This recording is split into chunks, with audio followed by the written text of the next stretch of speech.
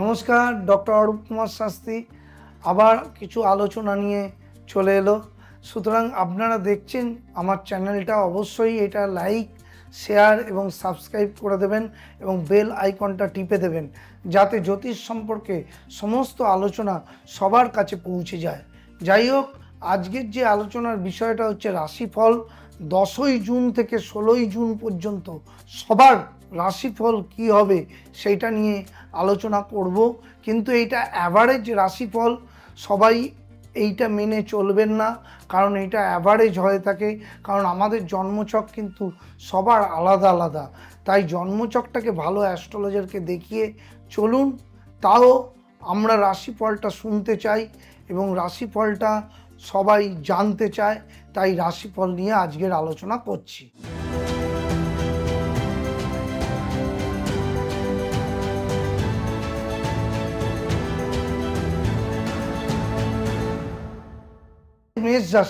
মেষ রাশির ক্ষেত্রে এই সময়টা কিন্তু প্রচণ্ড পরিমাণে সাবধানতা অবলম্বন করবেন শরীরের ব্যাপারে, কারণ চোট আঘাতের যোগ আছে।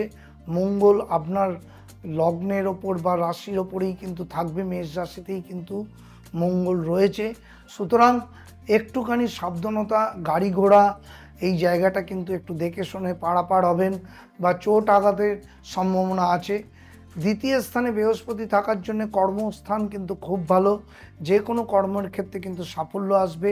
সন্তানের জায়গাটাও কিন্তু দেখতে পাওয়া যাচ্ছে ভালো, কিন্তু যারা বিদেশে যাচ্ছেন তাদের একটু ওয়েট করে যাওয়া উচিত।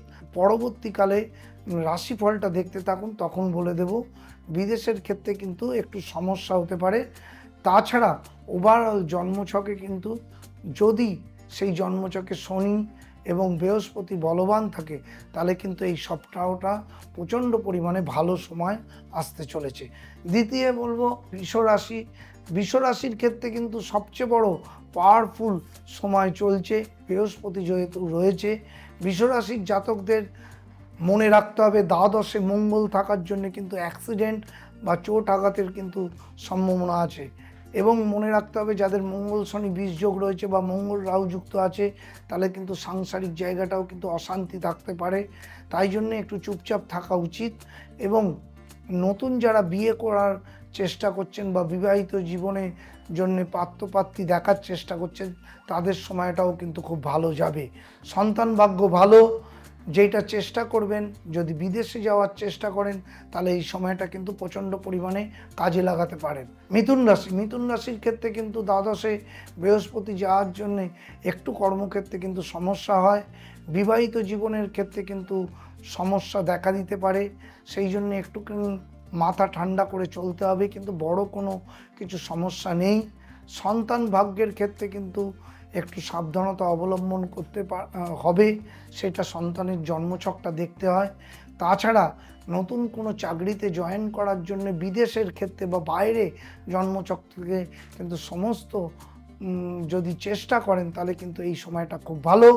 কলকাতায় বসে যদি চাকরি করছেন বা যে জায়গায় জন্মস্থানে চাকরি করছেন, তাদের ক্ষেত্রে কিন্তু একটু সময়টা একটু উপযুক্ত করতে 1-1.5 মাস দেরি হতে পারে। তাছাড়া ওভারঅল জন্মছক নিয়ে বিশ্লেষণ করলাম। এবার বলবো কর্কট রাশির ক্ষেত্রে কিন্তু শারীরিক জায়গাটা একটু সতর্কতা রাখবেন।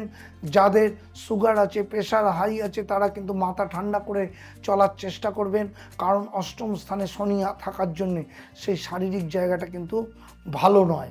একাদশে বৃহস্পতি থাকার জন্য খুব সাফল্য দেবে এবং মানসিকভাবে খুব আনন্দে থাকবেন কর্মজীবনের ক্ষেত্রে, এটা দেখতে পাওয়া যাচ্ছে। স্বাস্থ্য মোটামুটি বলে দিলাম যে শরীরের দিকটা কিন্তু একটু ঠিকঠাক করে চলার চেষ্টা করবেন।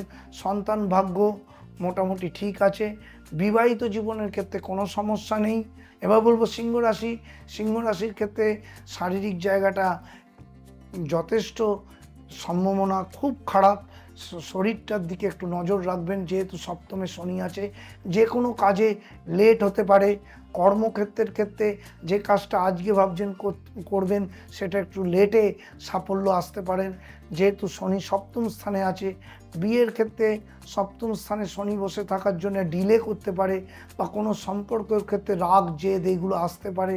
সিংহ রাশির সময়টা কিন্তু একটু সাবধানতা অবলম্বন করে চলা উচিত। এবার বলবো কন্যা রাশির ক্ষেত্রে। কন্যা রাশির ক্ষেত্রে কিন্তু সময়টা কাজে লাগাতে হবে। ষষ্ঠে শনি থাকার জন্যে শরীরটার দিকে একটু নজর রাখতে হবে। বৃহস্পতি কিন্তু বলবান আছে। নতুন চাকরি বা নতুন ব্যবসা, বিশেষ করে ব্যবসা যারা শুরু করবেন কন্যা রাশির ক্ষেত্রে কিন্তু চরম সাফল্য দেবে। নতুন কোনো ডেভেলপমেন্ট, নতুন কোনো ইন্ডাস্ট্রি, নতুন কোনো ব্যবসার দিক দিয়ে কিন্তু সাফল্যর জায়গাটা কিন্তু চরম। এই জায়গাটা কিন্তু কন্যা রাশির ভালো দেখতে পাওয়া যাচ্ছে। শারীরিক জায়গাটা একটুখানি ঠিকঠাক করে থাকার চেষ্টা করবেন।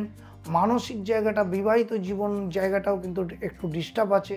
তাছাড়া কন্যা রাশির ক্ষেত্রে কর্ম এবং নতুন ব্যবসার ক্ষেত্রে কিন্তু খুব ভালো সময়। তুলা রাশি, তুলা রাশির ক্ষেত্রে কিন্তু ব্যবসায়ী যারা আছে তাদের কিন্তু সাফল্যের জায়গাটা দেখতে পাচ্ছি।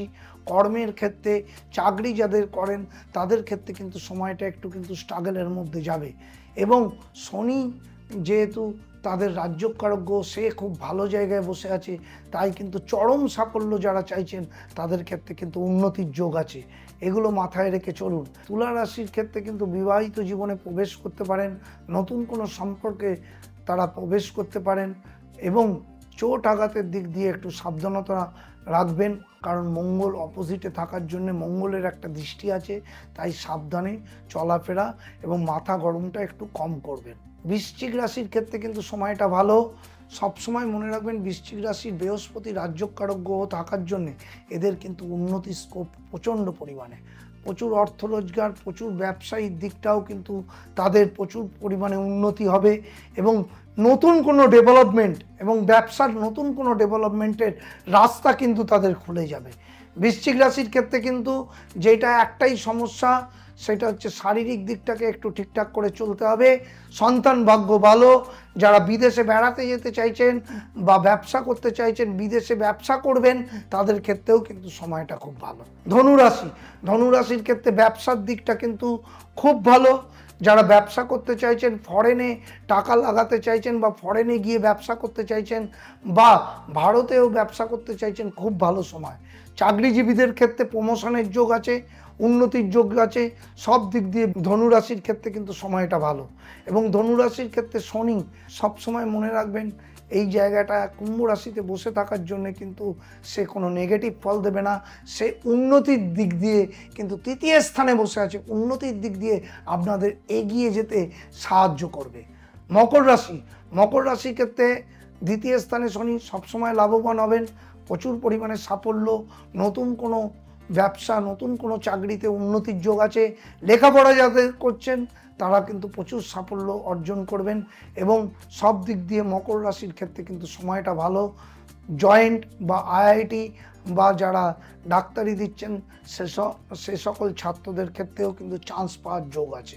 কুম্ভ রাশির ক্ষেত্রে সময়টা কিন্তু একটুখানি সাবধানতা অবলম্বন করবেন।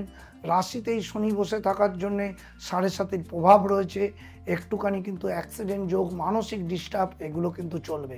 তাই 7.5 প্রভাবের জন্য কিন্তু সেই জায়গাটা কিন্তু মানসিকভাবে একটু সব দিক দিয়েই একটুখানি সমস্যার মধ্যে থাকবেন।